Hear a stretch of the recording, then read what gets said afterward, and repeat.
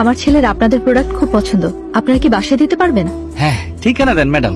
Saint Thomas Mount. Siddhu, দুষ্টুমি করছো কেন? ম্যাডাম, ভেতরে খেলো।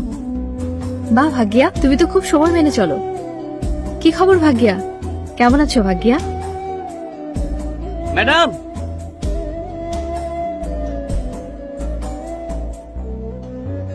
ম্যাডাম। হ্যাঁ ভাগ্যা, হ্যাঁ, আমার ছেলে ঘুমাচ্ছে, তুমি বাইরে রেখে যাও, আমি নিয়ে নেব। ফুলের টবের নিচে টাকা রাখা আছে।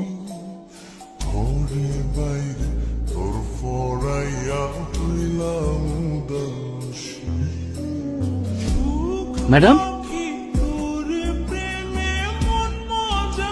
Madam, madam.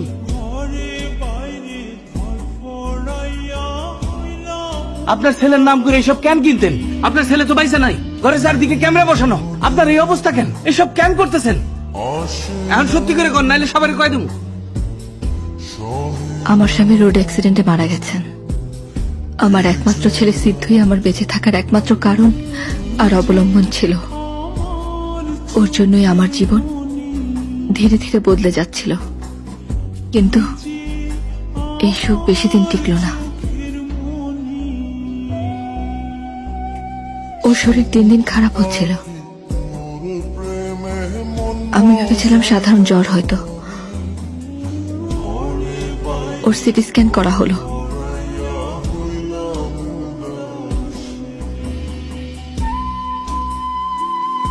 আমি আমার জীবনের সবচেয়ে বড় ধাক্কাটা পেলাম। ওর ক্যান্সার হয়েছে।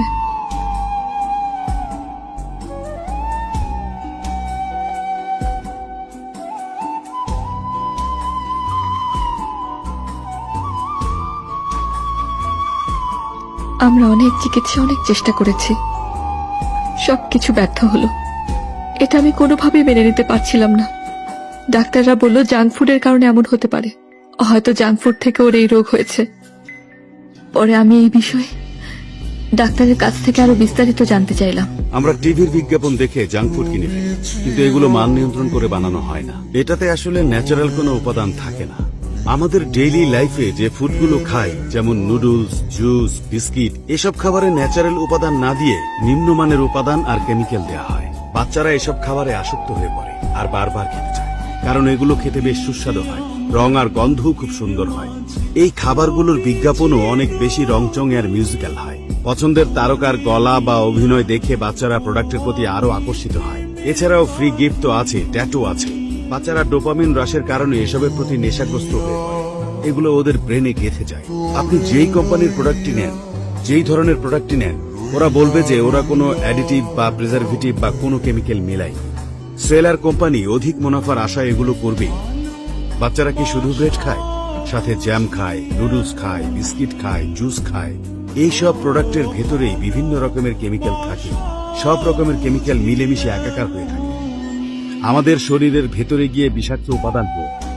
পৃথিবীতে বাচ্চাদের মধ্যে ক্যান্সারের প্রবণতার দিক থেকে দ্বিতীয় অবস্থানে আছে চেন্নাই শহর।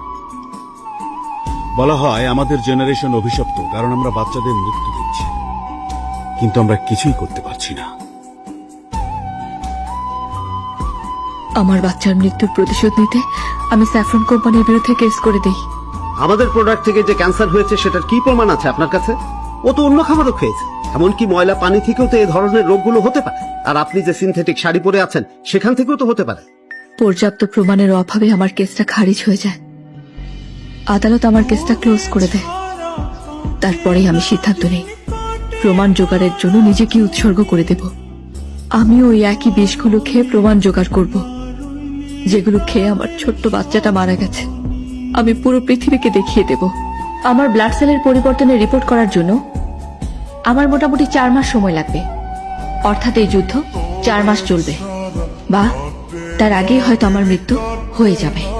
আমি 24 ঘন্টা আমাকে মনিটর করার জন্য সার্ভেইলেন্স ক্যামেরা সেট করেছি।